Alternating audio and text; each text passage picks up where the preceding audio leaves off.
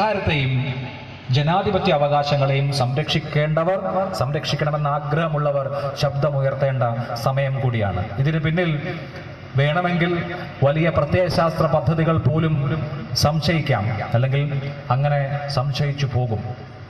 1935 ന്യൂറംബർഗിൽ German parliament കുപ്രസിദ്ധമായ Nuremberg citizenship laws പാസ്സാക്കുന്നുണ്ട്. റൈഷ് സിറ്റിസൺഷിപ്പ് ലോ ആണ് അതിലേറ്റവും വിഭാഗീയമായിട്ടുള്ളത്. ആ നിയമം ന്യൂനപക്ഷങ്ങളെ, ജർമ്മനിയിലെ ജൂതരെ വിഭാഗീയമായി കാണുകയും അവർക്ക് പൗരാവകാശങ്ങൾ നിഷേധിക്കുകയും വോട്ടവകാശങ്ങൾ അടക്കമുള്ളവ നിഷേധിക്കുകയും എന്തിന് പരസ്പരമുള്ള ഇടകലരുകൾ, കല്യാണമടക്കമുള്ള കാര്യങ്ങൾ നിഷിദ്ധമാക്കുകയും ചെയ്ത നിയമമാണ്. ലോക ചരിത്രത്തിലെ ഏറ്റവും വംശീയമായിട്ടുള്ള ഒരു നിയമനിർമ്മാണമായിരുന്നു അത്. ജൂതരുടെ എല്ലാ പൗരാവകാശങ്ങളും എടുത്തു കളഞ്ഞ നിയമം. ആര്യൻ വംശാധിപത്യവും ആര്യൻ വംശശുദ്ധിയും ഉറപ്പിക്കാനായിരുന്നു അങ്ങനെ ഒരു നിയമനിർമ്മാണം നടത്തിയത് അഡോൾഫ് ഹിറ്റ്ലർ 1935. അതിനുശേഷം ജർമ്മനിയിൽ നടന്നത് എന്താണ് എന്നുള്ളത് ചരിത്രമാണ്. അതിനുശേഷം നടന്നത് ഹോളോകാസ്റ്റ് ആണ്. കോൺസെൻട്രേഷൻ ക്യാമ്പുകൾ ഉണ്ടാക്കലാണ്, കൂട്ടക്കൊലകളാണ്. അത് ജർമ്മനിയെ സംബന്ധിക്കുന്ന ചരിത്രമാണ്. ഹോളോകാസ്റ്റിന്റെ ചരിത്രം എന്താണ് എന്ന് ഇവിടെ ഇരിക്കുന്ന ഭൂരിഭാഗം ആളുകൾക്കും അറിയാമായിരിക്കും. ഇന്ത്യ പോലെ ഒരു ജനാധിപത്യ രാജ്യത്ത് നടന്ന ഒരു നിയമനിർമ്മാണത്തെ ഹോളോകാസ്റ്റിന്റെ കാലത്തെ ജർമ്മനിയിലെ നിയമനിർമ്മാണവുമായി താരതമ്യപ്പെടുത്തുന്നത് ശരിയാണോ എന്ന ചോദ്യം ഒരു പക്ഷേ പലർക്കും ഉണ്ടാകാം. അത് അതിരുകടന്ന ഒരു താരതമ്യമല്ലേ എന്ന സംശയവും പലർക്കും ഉണ്ടാകാം. താരതമ്യം വേണോ വേണ്ടയോ എന്ന കാര്യം അവിടെ നിൽക്കട്ടെ. ഞാൻ ചരിത്രത്തിൽ പൗരത്വത്തെ സംബന്ധിച്ച് അങ്ങനെ ഒരു നിയമനിർമ്മാണം ഉണ്ട് അല്ലെങ്കിൽ ഉണ്ടായിട്ടുണ്ട് എന്ന് ചൂണ്ടിക്കാണിക്കുന്നതേ ഉള്ളൂ. രണ്ടും താരതമ്യം ചെയ്യുന്നില്ല. പക്ഷേ ഈ നിയമനിർമ്മാണം കഴിഞ്ഞ് 4 കൊല്ലത്തിന് ശേഷം 1939 നാഗ്പൂരിൽ നിന്ന് ഭാരത് പബ്ലിക്കേഷന്റെ പ്രസിദ്ധീകരണത്തിൽ ഒരു പുസ്തകം പുറത്തിറങ്ങുകയുണ്ടായി. ആ പുസ്തകത്തിന്റെ പേര് we or our nationhood defined എന്നാണ്. നമ്മൾ അല്ലെങ്കിൽ നമ്മുടെ ദേശീയതയെ നിർവചിക്കുന്നു എന്നുള്ളതാണ്. ആ പുസ്തകത്തിന്റെ കർത്താവ് MS ഗോൾവാൾക്കറാണ്. അദ്ദേഹം ഏറ്റവും കൂടുതൽ കാലം രാഷ്ട്രീയ സ്വയംസേവക സംഘത്തിന്റെ സർസംഘചാലകായിരുന്ന ആളാണ്. അതിന്റെ പരമാധികാരിയായിരുന്ന ആളാണ്. അദ്ദേഹമാണ് RSSന്റെ പ്രത്യയശാസ്ത്ര ഗ്രന്ഥങ്ങളുടെ വിചാരധാരയുടെയും വി ഓർ അവർ നേഷൻഹുഡ് ഡിഫൈൻഡിന്റെയും കർത്താവ്. അദ്ദേഹത്തിന്റെ സാഹിത്യമാണ് RSSന്റെ കൃത്യമായ പ്രത്യയശാസ്ത്ര പദ്ധതിയായി പ്രവർത്തിക്കുന്നത്. നമ്മുടെ പ്രധാനമന്ത്രി 30 വർഷക്കാലം ഈ സംഘടനയുടെ പ്രചാരകനായി പ്രവർത്തിച്ച ആളാണ്. ഞാൻ ഈ പുസ്തകത്തെക്കുറിച്ച് പറഞ്ഞു വരുന്നത്, ആ പുസ്തകത്തിന്റെ 35-ാമത്തെ പേജിൽ അദ്ദേഹം ആവശ്യപ്പെടുന്നത് ജർമ്മനിയെ കണ്ടുപിടിക്കാനാണ്. ജർമ്മനിയിൽ വംശശുദ്ധീകരണത്തിന് നടന്ന പ്രക്രിയയിലും പ്രവർത്തനങ്ങളിലും ഇന്ത്യക്ക് പഠിക്കാൻ പാഠങ്ങളുണ്ട്, നേടാനും എന്നെഴുതി വെച്ചിട്ടുണ്ട് 1939. ആ പുസ്തകത്തിന്റെ പേജുകൾ മറിക്കുമ്പോൾ അതിന്റെ 5-ാമത്തെ ഭാഗത്ത് 47-ാമത്തെ പേജിൽ എത്തുമ്പോൾ അതിൽ മൈനോറിറ്റീസ് പ്രോബ്ലം, ന്യൂനപക്ഷ പ്രശ്നം എങ്ങനെ പരിഹരിക്കാം എന്ന് വിശദീകരിക്കുന്നുണ്ട്. അദ്ദേഹം വിശദീകരിക്കുന്നത് ഇവിടെ ഒരു ദേശീയ വംശം, നാഷണൽ റേസ് ഉണ്ട്. അതുപോലെ തന്നെ ഫോറിൻ എലമെന്റ്സ്, വിദേശ ഘടകങ്ങളും ഉണ്ട്. ന്യൂനപക്ഷങ്ങളെ അദ്ദേഹം ഫോറിൻ എലമെന്റ്സ് അല്ലെങ്കിൽ വിദേശ ഘടകങ്ങൾ എന്നാണ് കാണുന്നത്. 2 കാര്യങ്ങളാണ് ഈ മൈനോറിറ്റീസ് പ്രോബ്ലം, ന്യൂനപക്ഷ പ്രശ്നം പരിഹരിക്കാനായി അദ്ദേഹം നിർദ്ദേശിക്കുന്നത്. ഒന്ന്, ഈ ദേശീയ വംശത്തിന്റെ സംസ്കാരത്തിൽ ലയിച്ചു ചേരുക, ദേശീയ വംശത്തിന്റെ സംസ്കാരവും ആചാരങ്ങളും ഉൾക്കൊണ്ട് ദേശീയ വംശത്തിന്റെ ഭാഗമായി മാറുക കാലക്രമേണ. രണ്ടാമത്തേത്, ഈ ദേശീയ വംശത്തിന്റെ ദാക്ഷിണ്യമനുസരിച്ച് പൗരാവകാശങ്ങളൊന്നുമില്ലാതെ തന്നെ ഇവിടെ തുടരുക. ദേശീയ വംശം പുറത്തു പോകൂ എന്ന് പറയുമ്പോൾ അതനുസരിച്ച് പുറത്തു പോവുക. ഈ 2 ഓപ്ഷൻസ്, ഈ 2 തെരഞ്ഞെടുപ്പുകൾ മാത്രമേ ഫോറിൻ എലമെന്റ്സിന് സാധ്യമായിട്ടുള്ളൂ. ഇങ്ങനെ ന്യൂനപക്ഷ പ്രശ്നം പരിഹരിക്കാൻ കഴിയൂ എന്ന് അദ്ദേഹം സൈദ്ധാന്തികമായി വിശദീകരിച്ചിട്ടുണ്ട്. ഇത് 39-ൽ ഇറങ്ങുന്ന പുസ്തകമാണ്. അതിനുശേഷം 1966 വിചാരധാര, ബഞ്ച് ഓഫ് തോട്ട്സ് പുറത്തിറങ്ങുമ്പോൾ ഇന്ത്യയിലെ ആഭ്യന്തര ശത്രുക്കളെ കുറിച്ച് വിശദീകരിക്കുന്നുണ്ട്. ഇന്ത്യ എന്ന രാജ്യത്തിന്റെ ആഭ്യന്തര ശത്രുക്കളായി മുസ്ലിങ്ങളെ, ക്രിസ്ത്യാനികളെ, കമ്മ്യൂണിസ്റ്റുകാരെ, ഗാന്ധിയൻ ഫിലോസഫി ഉള്ളവരെ, നെഹ്റുവിയൻ സോഷ്യലിസ്റ്റുകളെ ഒക്കെ പറഞ്ഞു വെക്കുകയോ കണ്ടെത്തുകയോ ചെയ്യുന്നുണ്ട്. അപ്പോൾ അങ്ങനെ ഉള്ള ഒരു ഏകശിലാത്മക രാഷ്ട്ര നിർമ്മിതിക്കുള്ള ആലോചനകൾ ഇവിടെ 1920-കൾ മുതലേ നടന്നിട്ടുണ്ട്. 1923 വിനായക ദാമോദർ സവർക്കർ ഹിന്ദുത്വ എന്ന പ്രബന്ധം അവതരിപ്പിക്കുന്നത്. ആദ്യമായി മതരാഷ്ട്രവാദം ഇന്ത്യയിൽ ഉയർത്തിയ, അല്ലെങ്കിൽ ഒരു ഭൂഭാഗത്തെ ഭൂരിപക്ഷ മതവിഭാഗക്കാരാണ്, അല്ലെങ്കിൽ ഭൂരിപക്ഷം വരുന്ന ജനങ്ങളുടെ മതാഭിലാഷങ്ങൾക്കനുസരിച്ചാണ് രാഷ്ട്രനിർമ്മിതി വേണ്ടത് എന്ന സിദ്ധാന്തം ആദ്യമായി ഇന്ത്യയിൽ മുന്നോട്ട് വെച്ചത് 1923 വിനായക ദാമോദർ സവർക്കർ.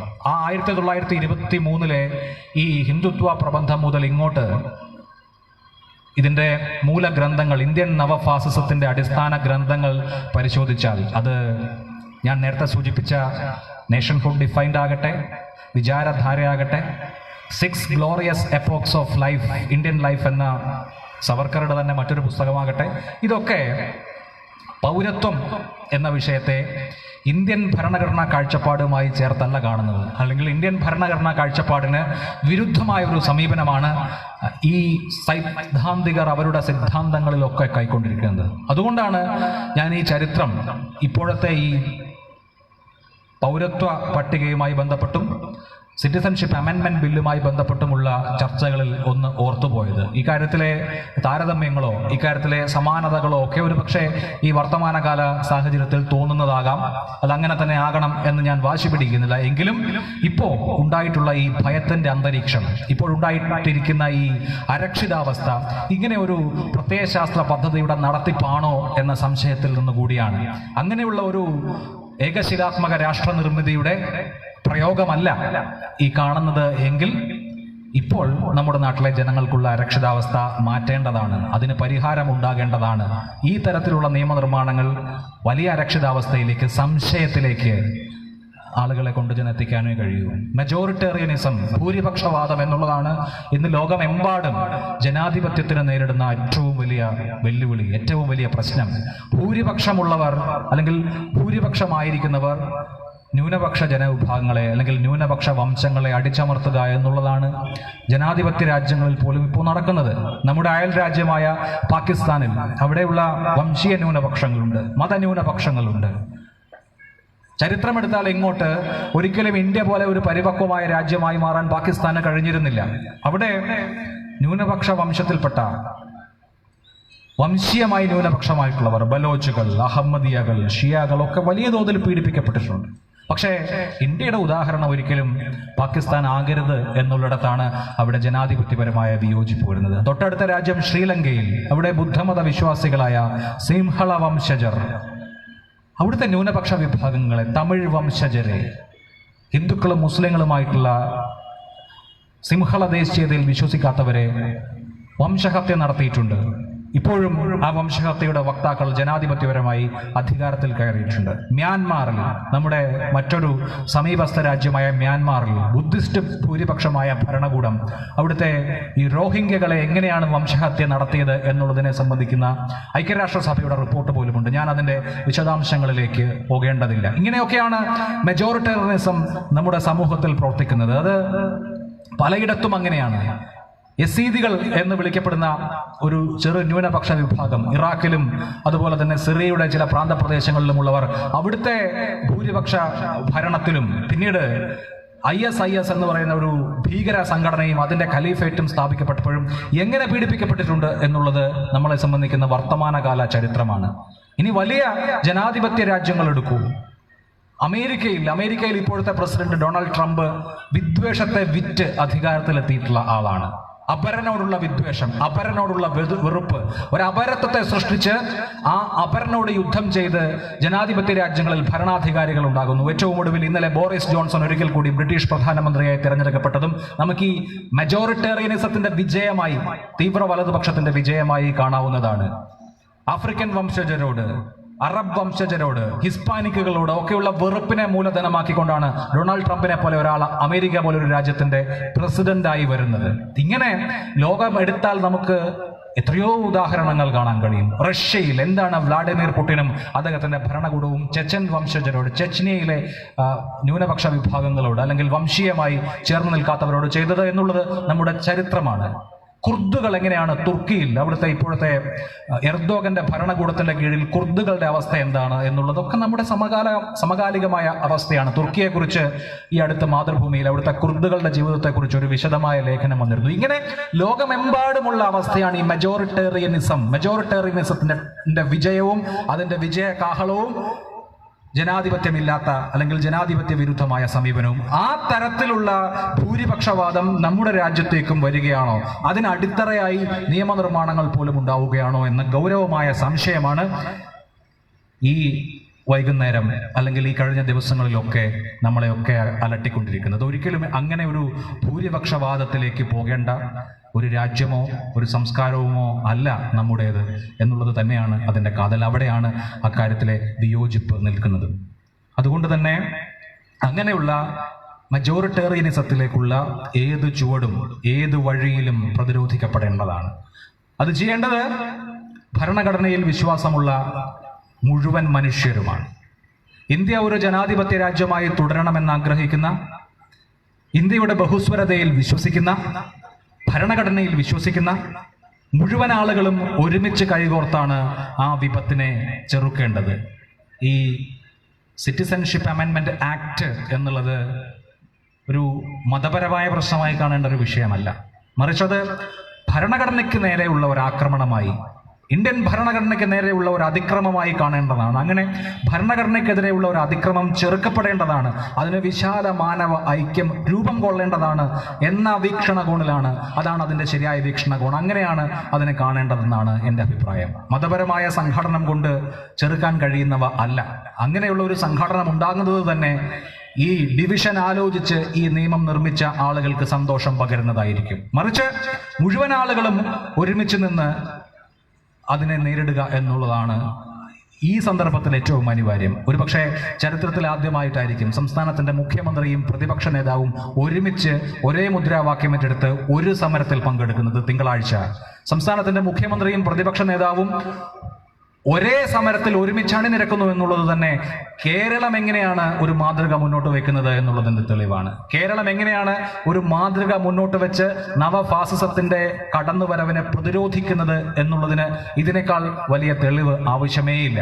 കേരളത്തിന്റെ മുഖ്യമന്ത്രി വളരെ അസന്നിഗ്ധമായി തന്നെ ഇക്കാര്യത്തിലെ നിലപാട് വിശദീകരിച്ചു കഴിഞ്ഞു. കേരളത്തിലെ മുഖ്യധാര രാഷ്ട്രീയ കക്ഷികളെല്ലാം, രണ്ട് പ്രമുഖ മുന്നണികളിൽപ്പെട്ട രാഷ്ട്രീയ കക്ഷികളും അതിന്റെ നേതാക്കളും അവരുടെ നിലപാടുകൾ വിശദീകരിച്ചു കഴിഞ്ഞു. യഥാർത്ഥത്തിൽ ഈ കാലഘട്ടത്തിൽ ഉണ്ടായി വരേണ്ട ഒരൈക്യമാണ് ഉണ്ടായി വന്നിട്ടുള്ളത്. അതിന് സംസ്ഥാനത്തെ ഏറ്റവും പ്രമുഖരായ രണ്ട് പ്രധാനപ്പെട്ട സ്ഥാനം വഹിക്കുന്ന, രണ്ട് പ്രധാനപ്പെട്ട ഓഫീസുകൾ കൈകാര്യം ചെയ്യുന്ന മുഖ്യമന്ത്രിയും പ്രതിപക്ഷ നേതാവും തന്നെ ഒരുമിച്ച് ഒരൊറ്റ നിലപാടെടുക്കുന്നുവെങ്കിൽ നമ്മളെ സംബന്ധിച്ച് അത് അനൽപമായ സന്തോഷം തന്നെ നൽകേണ്ടതാണ്. അത് കേരളം മുന്നോട്ട് വയ്ക്കുന്ന ഒരു വലിയ മാതൃകയാണ്. കഴിഞ്ഞ ദിവസം ഫറൂഖ് കോളേജിൽ ഈ ബില്ല് പാസാക്കിയതിനെതിരെ വിദ്യാർത്ഥികൾ ഒന്നടങ്കം തെരുവിലിറങ്ങിയാണ് പ്രതിഷേധിച്ചത്. അങ്ങനെ തെരുവിലിറങ്ങി പ്രതിഷേധിച്ചതിന്റെ ചിത്രം ഫറൂഖ് കോളേജിലെ അധ്യാപകനായ ഒരു സുഹൃത്ത് 1-2 ചിത്രങ്ങൾ എനിക്ക് വാട്സാപ്പിൽ അയച്ചു തന്നു. അതിലൊരു ചിത്രം ഞാൻ അപ്പോൾ തന്നെ സോഷ്യൽ മീഡിയയിൽ, ട്വിറ്ററിൽ അപ്പോൾ തന്നെ പോസ്റ്റ് ചെയ്യുകയുണ്ടായി. അത് കേരളം കാണിച്ച ഒരു മാതൃക എന്നുള്ള നിലയിലാണ്. സ്റ്റോപ്പ് ഇസ്ലാമോഫോബിയ എന്ന ഒരു വലിയ ബാനർ പിടിച്ച് ഏറ്റവും ഉച്ചത്തിൽ ഏറ്റവും ശക്തമായി മുദ്രാവാക്യം വിളിക്കുന്നത് കറുപ്പുടുത്ത് സ്വാമിയുടെ മാലയിട്ട് മലയ്ക്ക് പോകാൻ ഒരുങ്ങുന്ന ഒരു ചെറുപ്പക്കാരനാണ്. അത് കേരളം മുന്നോട്ട് വെക്കുന്ന ഒരു വലിയ മാതൃകയാണ്. ആ മാതൃക അവിടെ നിലനിൽക്കുക എന്നുള്ളതും വളരെ പ്രധാനമാണ്. നമുക്ക് ജനാധിപത്യപരമായി എങ്ങനെയാണ് ഈ വിഷയത്തെ കൈകാര്യം ചെയ്യേണ്ടത് എന്നുള്ളതിൻ്റെ വലിയ മാതൃകയാണ്. ഒരിക്കലും ഒരു വിഭാഗീയതയെ മറ്റൊരു വിഭാഗീയത കൊണ്ട് നേരിടാൻ കഴിയില്ല. ഒരു ഭരണഘടനാ വിരുദ്ധമായ പ്രവൃത്തിയെ മറ്റൊരു ഭരണഘടനാ വിരുദ്ധമായ പ്രവൃത്തി കൊണ്ട് നേരിടാൻ കഴിയില്ല. മൗലികാവകാശങ്ങൾ ലംഘിക്കപ്പെടുന്നു, ആർട്ടിക്കിൾ 14 ലംഘനം ഉണ്ടാകുന്നു എന്നുള്ളതാണ് ഈ നിയമത്തെ സംബന്ധിക്കുന്ന ഏറ്റവും കാതലായ പ്രശ്നമെങ്കിൽ മറ്റൊരു ഭരണഘടനാ വിരുദ്ധമായ നടപടി കൊണ്ട് അതിനെ ചെറുക്കാൻ കഴിയില്ല. ജീവിക്കാനുള്ള അവകാശം, സഞ്ചരിക്കാനുള്ള അവകാശം, ജോലി ചെയ്യാനുള്ള അവകാശം, ഇതൊക്കെ ഭരണഘടന നൽകുന്ന അവകാശങ്ങളാണ്. ഹർത്താൽ എന്നുള്ളത് ഒരിക്കലും ഒരു പരിഹാരമല്ലാത്തതും ആ തലത്തിലാണ്. അത് ഭരണഘടന ഉറപ്പു നൽകുന്ന ഈ തരത്തിലുള്ള അവകാശങ്ങൾ ഒരു നിർബന്ധിതമായി ഹർത്താൽ നടത്തുമ്പോൾ ഒരു മനുഷ്യനെ സംബന്ധിച്ച് ലംഘിക്കപ്പെടുന്നുണ്ട്. അതുകൊണ്ട് ഒരു ഭരണഘടനാ വിരുദ്ധമായ നീക്കത്തിനുള്ള മറുപടി മറ്റൊരു ഭരണഘടന മാനിക്കാത്ത നീക്കമല്ല എന്നുകൂടി ഞാൻ ഈ ഘട്ടത്തിൽ പറഞ്ഞു വെക്കുകയാണ്. ഇവിടെ തീർച്ചയായിട്ടും പ്രതിരോധത്തിൻ്റെ മനുഷ്യക്കോട്ടകളാണ് ഉണ്ടാവേണ്ടത്. അക്കാര്യത്തിൽ നമുക്കൊരു വ്യക്തത കൃത്യമായി ഉണ്ടാവണം. അത് മാനവ ഐക്യം എന്ന ഏറ്റവും സുപ്രധാനമായ ഘടകത്തിൽ ആയിരിക്കണം എന്നുള്ള കാര്യത്തിൽ സംശയമില്ല. അത് കേരളത്തെ സംബന്ധിച്ച് കേരളത്തിൻ്റെ പൈതൃകവും കേരളത്തിൻ്റെ ചരിത്രവും അങ്ങനെയാണ്. ഇടശ്ശേരി ഗോവിന്ദൻ നായർ പണ്ട് എഴുതിയിട്ടുണ്ട്. അദ്ദേഹത്തിൻ്റെ ഒരു സുഹൃത്ത് അലവിയെ അഭിസംബോധന ചെയ്തുകൊണ്ട്, നമ്മൾ കൂറും പൊരുത്തവും ഒത്ത നമ്മർ തോളിൽ കൈയിട്ടേ നടന്നുകൂടൂ എന്നാണ് ആ കവിതയുടെ അവസാന വരിയിൽ അദ്ദേഹം പ്രഖ്യാപിക്കുന്നത്. ഇത് കേരളത്തിന്റെ പാരമ്പര്യമാണ്. ഇത് കേരളത്തിന് മൊത്തമുള്ള സന്ദേശവുമാണ്. ഇത് കൂറും പൊരുത്തവും ഒത്ത നമ്മൾ എല്ലാവരും രഹിതമായി മതരഹിതമായി തോളിൽ കൈയിട്ട് നിന്നുകൊണ്ട് പ്രതിരോധിക്കേണ്ട വളരെ തെറ്റായ ഒരു നിയമനിർമ്മാണമാണ് എന്ന ഊന്നലിൽ വേണം ഇതുമായി ബന്ധപ്പെട്ട സംഘാടനങ്ങൾ ഉണ്ടാകേണ്ടത് എന്നുള്ളതാണ് എന്നെ സംബന്ധിച്ച് എൻ്റെ ഇക്കാര്യത്തിലെ വിനീതമായ അഭിപ്രായം. എനിക്ക് തോന്നുന്നു വർത്തമാനകാല ഇന്ത്യ എന്ന വിഷയത്തെക്കുറിച്ച് ഇതിൽ കൂടുതൽ സംസാരിക്കേണ്ടതില്ല എന്ന്. ഇതാണ് വർത്തമാനകാല ഇന്ത്യയുടെ അനുഭവം, നമ്മുടെ മുമ്പിലുള്ള അനുഭവം. വർത്തമാനകാലത്ത് നമുക്ക് വേണ്ടത് പ്രതിരോധങ്ങളാണ്. ആ പ്രതിരോധങ്ങൾക്ക് ഉള്ള തയ്യാറെടുപ്പുകൾ ആശയപരമായ തലത്തിലാണ് വേണ്ടത്. ആ പ്രതിരോധങ്ങൾ നിശ്ചയമായും ജനാധിപത്യപരമാകണം. നമ്മൾ ജനാധിപത്യവാദികളാണ്. ഇതൊരു ജനാധിപത്യ രാഷ്ട്രമാണ്. ഈ രാജ്യത്തിന്റെ ഭരണഘടനയെ സംരക്ഷിക്കുക എന്ന തരത്തിലുള്ള ജനാധിപത്യ ബോധം സൂക്ഷിച്ചുകൊണ്ടുള്ള ജനാധിപത്യപരമായ പ്രതിരോധങ്ങളാണ് ഇക്കാര്യത്തിൽ ഉണ്ടാകേണ്ടത്. ആൾക്കൂട്ടത്തിന്റെ നീതിയല്ല നടപ്പാകേണ്ടത്, മറിച്ച് ഭരണഘടനാ നീതിയാണ്. ഇന്ത്യ ഒരു കോൺസ്റ്റിറ്റ്യൂഷണൽ ഡെമോക്രസിയാണ്, ഒരു ഭരണഘടനാ ജനാധിപത്യമാണ്. ആ ഭരണഘടനാ ജനാധിപത്യം എന്ന അവസ്ഥ, ഭരണഘടനാ ജനാധിപത്യം എന്ന പദവി സംരക്ഷിക്കാൻ ജനാധിപത്യപരമായ വിധത്തിലുള്ള പ്രതിരോധങ്ങൾ ഉണ്ടാകട്ടെ എന്ന് പറഞ്ഞുകൊണ്ട്, അങ്ങനെ വിചാരിച്ചുകൊണ്ട് ഞാൻ എൻ്റെ സംസാരം നിർത്തുകയാണ്. ഈ സെമിനാറിന് എല്ലാ ഭാവുകങ്ങളും അർപ്പിക്കുകയാണ്. നന്ദി, നമസ്കാരം.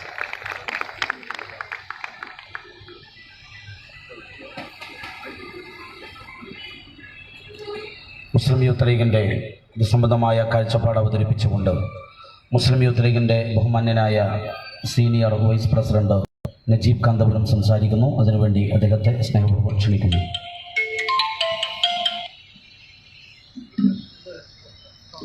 പ്രിയങ്കരനായ ഈ സെമിനാറിൻ്റെ മോഡറേറ്റർ, മുസ്ലിം യൂത്ത് ലീഗിൻ്റെ ജില്ലാ പ്രസിഡന്റ് സാജിദ് നടുള്ളൂർ, ഈ സെമിനാറിൻ്റെ ഉദ്ഘാടനം നിർവഹിച്ച ബഹുമാന്യനായ അഭിലാഷ് മോഹൻ, പ്രിയപ്പെട്ട നിജേഷ് അരവിന്ദ്, മുസ്ലിം യൂത്ത് ലീഗിൻ്റെ പ്രിയപ്പെട്ട ഭാരവാഹികളായ മൂസ കൊത്തമ്പ്ര, റിയാസ് സലാം, പ്രിയപ്പെട്ട മുസ്ലിം ലീഗിൻ്റെ നേതാക്കന്മാർ SK സൈനാർ മാസ്റ്റർ ഉൾപ്പെടെ പ്രിയ സഹോദരങ്ങളെ, നമ്മുടെ രാജ്യം കടന്നു പോകുന്ന അനിതര സാധാരണമായ രാഷ്ട്രീയ പ്രക്ഷോഭങ്ങളുടെയും പ്രക്ഷുബ്ധതയുടെയും മുമ്പിൽ നിന്നുകൊണ്ട് ഈ വർത്തമാനകാലത്തെ എങ്ങനെയാണ് രാഷ്ട്രീയമായി മുന്നോട്ട് കൊണ്ടുപോകേണ്ടത് എന്നതിനെക്കുറിച്ചുള്ള ചർച്ചയാണ് ഇവിടെ നടക്കുന്നത്. വളരെ ഭരണഘടന അധിഷ്ഠിതമായിട്ടുള്ള, ഭരണഘടനക്ക് അകത്ത് നിൽക്കുന്ന ജനാധിപത്യപരമായ ചെറുത്തുനിൽപ്പുകൾ കൊണ്ട് മാത്രമേ നമ്മുടെ രാജ്യത്തിൻ്റെ പുതിയ ഭീഷണിയെ നേരിടാൻ സാധിക്കുകയുള്ളൂ എന്നത് തർക്കമില്ലാതെ പറയാൻ കഴിയുന്ന ഒരു യാഥാർത്ഥ്യമാണ്. നമുക്കെല്ലാവർക്കും അറിയാം, ഇന്ന് കേന്ദ്രത്തിൽ ഭരണത്തിലിരിക്കുന്ന ഗവൺമെൻറ്റിൻ്റെ ലക്ഷ്യം എന്താണ് എന്നുള്ളത്. എന്ത് ആശയമാണ് ഒരു രാഷ്ട്രീയ പ്രത്യയശാസ്ത്രം എന്ന നിലയിൽ അവരെ നയിക്കുന്നത് എന്ന് നമുക്കെല്ലാവർക്കും അറിയാം. ഫാഷിസത്തെക്കുറിച്ച് തിയോഡർ അഡോണോ പറയുന്ന ലളിതമായ ഒരു വാക്കുണ്ട്. പ്രിയപ്പെട്ട അഭിലാഷ് അതേക്കുറിച്ചാണ് ഇവിടെ സംസാരിച്ചത്. എന്താണ് fascism? Exclusion and annihilation of the other എന്നാണ് അഡോണോ ഫാഷിസത്തെ ഏറ്റവും ചെറുതായി നിർവചിക്കുന്നത്. നിങ്ങൾക്ക് ആദ്യം ഒരു അപരനെ സൃഷ്ടിക്കണം. ഭരണകൂടത്തിന് ആവശ്യമുള്ളത് ഒരു അപരനെയാണ്, ഒരു മറ്റവൻ ഉണ്ടാകണം. അങ്ങനെ ഒരു മറ്റവനെ ഉണ്ടാക്കി വെച്ചിരിക്കുന്നു ഇന്ത്യയിൽ, അത് മുസ്ലിങ്ങളാണ്. ആ മറ്റവനെ എക്സ്ക്ലൂഡ് ചെയ്യണം, അവനെ പുറത്താക്കണം. അവനെ അനിഹിലേറ്റ് ചെയ്യണം, അവനെ തുടച്ചു നീക്കണം. ഈ രണ്ടു ലക്ഷ്യമാണ് ഭരണകൂടം എന്ന നിലയിൽ ഫാഷിസം അതിൻ്റെ ഏറ്റവും ശക്തമായ ഭരണ സംവിധാനങ്ങൾ ഉപയോഗിച്ച് ഇന്ത്യയിൽ നടപ്പാക്കിക്കൊണ്ടിരിക്കുന്നത്. ആ അപരനെ ആദ്യം നിർണയിക്കുകയും ആ അപരനെ ഇല്ലാതാക്കാനുള്ള കൃത്യമായിട്ടുള്ള നടപടികളിലേക്ക് പോവുകയും ചെയ്യുന്നതിൻ്റെ രാഷ്ട്രീയ യാത്ര മാത്രമാണ് നമ്മളിപ്പോൾ അനുഭവിച്ചു കൊണ്ടിരിക്കുന്ന ഈ വിഷയങ്ങളെല്ലാം. ആദ്യം ആൾക്കൂട്ട കൊലപാതകങ്ങൾ നടത്തി അവരനെ ഭയപ്പെടുത്താൻ ശ്രമിച്ചത്. ആൾക്കൂട്ട കൊലപാതകങ്ങൾ ഒരു ജനതയെ മുച്ചൂടും തുടച്ചു നീക്കാനുള്ള ഒരു പ്രക്രിയയായിരുന്നില്ല, പകരം മനുഷ്യരെ ഭയപ്പെടുത്തുക എന്നുള്ളതായിരുന്നു. രാഷ്ട്രീയമായി ഒരു പൊളിറ്റിക്കൽ ടൂൾ പുതുതായി വന്നിരിക്കുകയാണ്. അത് ഭയമാണ്. ആ പൊളിറ്റിക്കൽ ടൂൾ എന്ന് പറയുന്നത് ഭയം ഒരു രാഷ്ട്രീയ ഉപകരണമായി തീർന്നിരിക്കുകയാണ് ഇന്ത്യയിൽ. ചിലരെ പേടിപ്പിച്ചു നിർത്താം എന്ന ചിന്തയാണ് ഭരണകൂടത്തെ അത്തരത്തിൽ ചിന്തിപ്പിക്കുന്നത് എന്ന് നമുക്കെല്ലാവർക്കും അറിയാം. ഭയപ്പെടുത്തി നിർത്തുക, ഭയപ്പെടുത്താൻ എന്തെല്ലാം ഉപയോഗിക്കാം. ആ ഉപയോഗത്തിലെ ഏറ്റവും പ്രധാനമായ കാര്യമായിരുന്നു ആൾക്കൂട്ട കൊലപാതകങ്ങളെങ്കിൽ രണ്ടാമത് ഭരണഘടനയെ തന്നെ തിരുത്തി എഴുതുന്ന തരത്തിലേക്ക് നിയമനിർമ്മാണത്തിലേക്ക് വരിക എന്നതാണ് അടുത്ത ഒരു പടവായി ഇവിടെ ഭരണകൂടം കൈവച്ചിരിക്കുന്നത്. അതിന്റെ ഭാഗമായി ആദ്യം കാശ്മീരിന്റെ പ്രത്യേക പദവികൾ എടുത്തു കളഞ്ഞു. ആർട്ടിക്കിൾ 370 സ്ക്രാപ്പ് ചെയ്തുകൊണ്ടാണ് അതിന് ഭരണകൂടം നേതൃത്വം നൽകിയത്. ഇത്രമാത്രം പ്രതിഷേധങ്ങൾ ഉണ്ടാകുന്നു എന്ന പരീക്ഷണമാണ് ഓരോ നിയമനിർമ്മാണത്തിനകത്തും ഇപ്പോൾ സംഭവിച്ചുകൊണ്ടിരിക്കുന്നത്. ഒരു കാര്യം ഉറപ്പാണ്, ഒരുപക്ഷെ നിയമങ്ങൾ ചുട്ടെടുക്കാൻ അമിത്ഷായുടെ ഭരണകൂടത്തിന് പാർലമെന്റിന് അകത്ത് സാധിച്ചേക്കാം. പക്ഷേ നിയമം നടപ്പാക്കേണ്ടത് ഒരു രാജ്യത്താണ്. ആ രാജ്യത്തെ പ്രതിരോധിച്ചു നിർത്താനുള്ള രാഷ്ട്രീയ കരുത്ത് നേടുക എന്നതാണ് ഏറ്റവും പ്രധാനമായ കാര്യം. ഇന്ത്യ ആ കരുത്ത് നേടുന്നു എന്ന സന്തോഷകരമായ ഒരു വർത്തമാനം കൂടി ഇതിനകത്ത് സംഭവിക്കുന്നുണ്ട് എന്നത് കാണാതിരുന്നുകൂടാ. നമുക്കെല്ലാവർക്കും അറിയാം, പാർലമെന്റിനകത്ത് പ്രതിപക്ഷ നിര വളരെ ശുഷ്കമാണ്, അല്ലെങ്കിൽ വളരെ ചെറുതാണ്, എണ്ണത്തിൽ കുറവാണ്. പക്ഷേ ആ ചെറിയ ഒരു സഭയിലെ ചെറിയ അംഗങ്ങൾക്കകത്ത് നിന്ന് വലിയ ശബ്ദങ്ങൾ ഉണ്ടായി എന്നതാണ് കഴിഞ്ഞ ലോക്സഭയിലെയും അതുപോലെ രാജ്യസഭയിലെയും എടുത്തു പറയേണ്ട പ്രധാനമായ കാര്യം എന്ന് ഞാൻ മനസ്സിലാക്കുകയാണ്. വളരെ ശക്തമായ ഇടപെടലുകൾ ഉണ്ടായി. മുസ്ലിം ലീഗിന്റെ നേതാവ് PK കുഞ്ഞാലിക്കുട്ടി സാഹിബ് ഈ ബില്ലുമായി ബന്ധപ്പെട്ട ചർച്ചയിൽ എഴുന്നേറ്റ് നിൽക്കുമ്പോൾ, സംസാരിക്കുമ്പോൾ ആ ബില്ലിനിടയിലെ ചർച്ച പോലും അനുവദിക്കാത്ത വിധം ഇടപെടുന്ന അമിത്ഷാ എന്ന് പറയുന്ന ആഭ്യന്തരമന്ത്രി നമ്മൾ കാണുകയാണ്.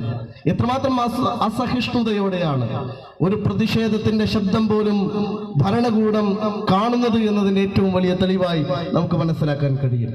ഇവിടെ ഈ വിഷയം അഭിലാഷ് പറഞ്ഞ പോലെ തന്നെ ഞാൻ അതിനോട് ചേർത്ത് പറയാൻ ആഗ്രഹിക്കുന്നു. ഇതൊരു മുസ്ലിം വിഷയമായി കാണാൻ മുസ്ലിം ലീഗ് ആഗ്രഹിക്കുന്നില്ല എന്നതാണ് പരമപ്രധാനമായ കാര്യം. ഇന്ത്യയിലെ മുസ്ലിങ്ങളെ മാത്രം ബാധിക്കുന്ന ഒന്നാണോ ഇന്ത്യയിലെ പൗരത്വ പ്രശ്നം? നിങ്ങൾ അങ്ങനെ വിചാരിക്കുന്നുണ്ടോ? ഒരിക്കലുമില്ല.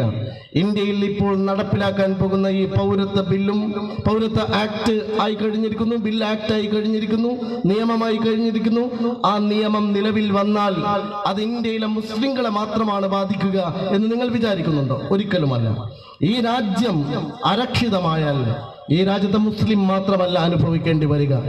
ഈ രാജ്യം ശിഥിലമായാൽ അതിന്റെ വേദന അനുഭവിക്കേണ്ടി വരുന്നത് ഈ രാജ്യത്തെ മുസ്ലിം മാത്രമായിരിക്കില്ല, രാജ്യം ഒരുമിച്ച് ഏറ്റുവാങ്ങേണ്ട ദുരന്തമായിരിക്കും ഇതോടൊപ്പം ഉണ്ടാകാൻ പോകുന്ന മുഴുവൻ കാഷ്വാലിറ്റികളും എന്ന് നാം തിരിച്ചറിയണം. അതുകൊണ്ട് ഇത് മാത്രമല്ല, നേരത്തെ പറഞ്ഞ പോലെ ഇതൊരു സമുദായത്തിന് നേരെയുള്ള ആക്രമണമാണ് അമിത്ഷായും നരേന്ദ്രമോദിയും ലക്ഷ്യമിടുന്നതെങ്കിൽ പോലും ഇത് യഥാർത്ഥത്തിൽ രാജ്യത്തിനെതിരെയുള്ള യുദ്ധമാണ് എന്ന് നാം തിരിച്ചറിയണം. അതുകൊണ്ട് ഇത് രാജ്യത്തിനെതിരായ ഒരു യുദ്ധമായി ഇതിനെ കാണുകയും ഭരണഘടനാപരമായി ഇതിനെ ചെറുക്കാനുള്ള കഴിവ് നേടുകയുമാണ് ഇന്ത്യയിലെ ന്യൂനപക്ഷങ്ങൾ ചെയ്യേണ്ട ഏറ്റവും പ്രധാനമായ ഒരു കാര്യമെന്ന് ഞങ്ങൾ മനസ്സിലാക്കുകയാണ്. അതുകൊണ്ടാണ് ഈ രാജ്യത്ത്